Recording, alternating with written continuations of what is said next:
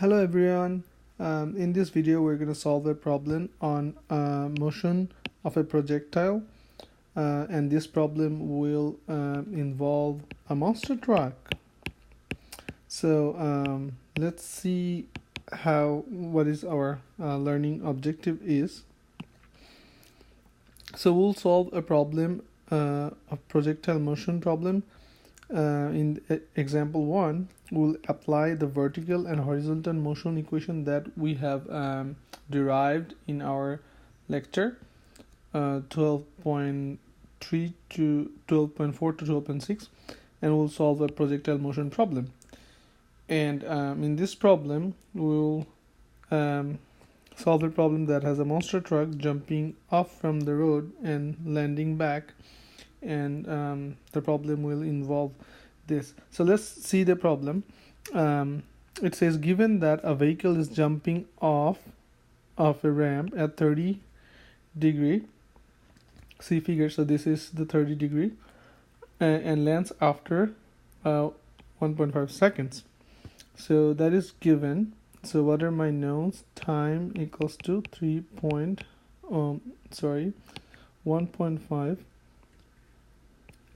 1.5 second, and angle is given. So determine the off ramp and landing speed. So unknowns. Our unknowns are initial speed and final speed, and we also want to know the maximum height, h max, and also the distance traveled before striking the ground. So in x direction, the distance delta s in x. So these are the things we need to find. This is the vehicle. It's traveling this way at initial velocity, for example u. So it will have a y component, uy, and then x component, ux. Let's assume this travels this way and then hits the ground, and just before hitting the ground it has a final speed of v. Now one more thing, you see what is given is the height of the ramp is given. So the distance between here to the ramp is 1 meter, and the total height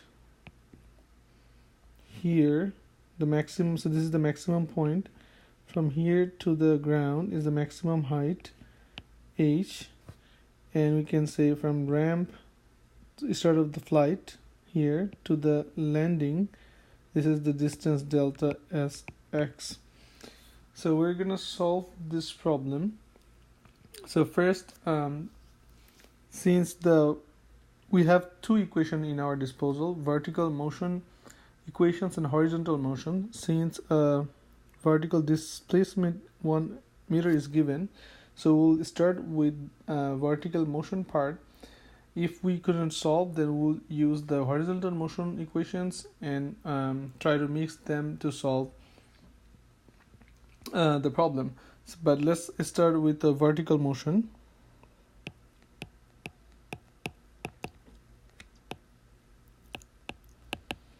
Motion part of the equation. So we know delta s y in y direction can be defined as uy multiplied by time plus half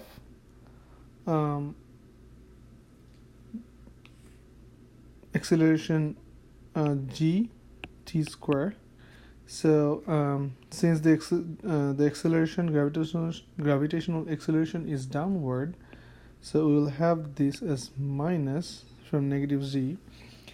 So now how can we know t, we know z, we don't know what uy is. We have t and then delta s. How can we say what is delta s? Delta sy in y direction is the initial position here to the final position here. The displacement is only this height, which is 1 meter. So if we want to find the final position is 0 from the ground, and initial position was 1 from the ground, that is here, equals to uy, which is a component of the u initial velocity. So we can write u sine 30 degree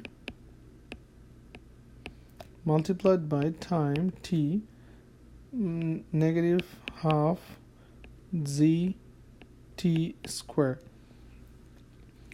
Now if we plug these values, t equals to 1.5 and this is negative 1, so we can find u, we can solve for u, and we will get u equals to 13.38 meter per second.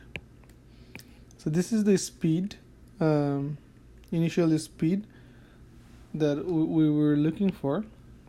So we're done with that. Now we have to find the final velocity. So how do we find the final velocity? Well, for that, we're gonna use the horizontal motion equation. We know that there is no acceleration acting on x direction, so the initial x component will remain the same for the final final velocity x component, which would be u cos 30 degree, and we'll get 11.58 meter per second. So this is our x component of the final velocity. So how about the y component? Vy, we know for vertical motion, final velocity equals to initial velocity minus gravitational pull t. So if we put the values, it would be 13.38, which is the value of u, multiplied by sine 30 degree minus 9.81 into 1.5.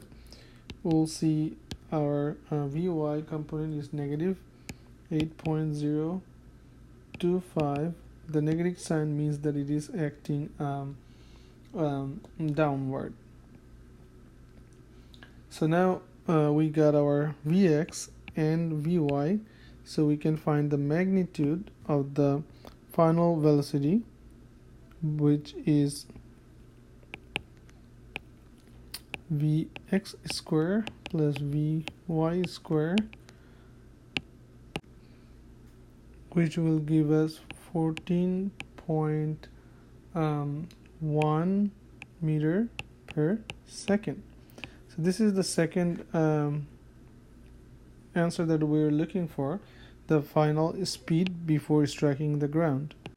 Now we are left with the distance traveled x and the maximum height. So for the distance traveled by the vehicle, we have to use horizontal motion equations. We know since there is no acceleration acting in x direction.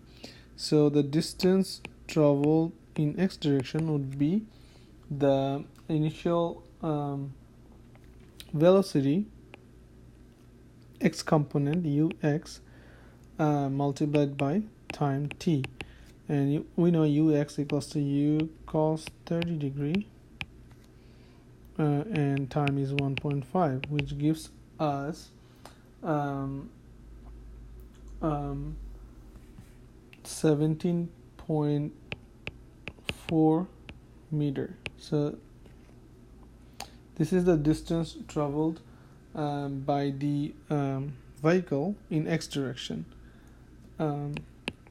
Now we would like to find the height. That is the last thing we need to find, the height. So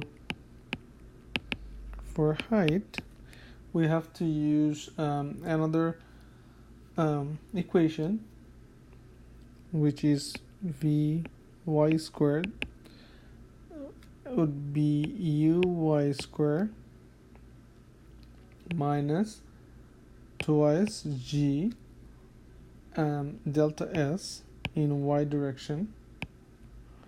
So now for calculating the maximum height, this is critical that to figure out what will be our delta sy. If we go back to the image, we see that we are considering the flight from here, initial point here, to maximum height, this point. So we're considering only this distance, and which would be h minus 1. So that will be our this will be our displacement, and we have to use delta s. Initial position would be h minus 1, and then the final position is the ground, so it should be 0. So now if we simplify, before simplification, the velocity at y when we reach maximum, so vy, it will be max. So again, let's go back to the image. At max point, which is here, the velocity was upward, and over time it reduces through the step, and then it'll be 0 at maximum height, because if there was any velocity left, it will still go upward. So the upward velocity uy would be 0 at this point. So vy at maximum position, maximum height, would be 0. So now if we simplify, and uy was the initial velocity, we already calculated that, so we'll have that from previous slides. 2z, we know that, 9.81, so we'll have h1 minus 0. So if we multiply and plug this value, you know, uy equals to u sine 30 degree, we already know that, and we know the value of u from previous slide. So we know this part, we know this value, only thing is unknown is h. So if we solve for h, we'll get h equals to 3.28 meter. So this was our last unknown that we just solved. So if we go back to our problem, we have found u, we found v, the final velocity, we just found h max, maximum height, and distance traveled in x direction. So we have solved the problem. So in next video we'll solve another problem on projectile motion. But since till then, thank you.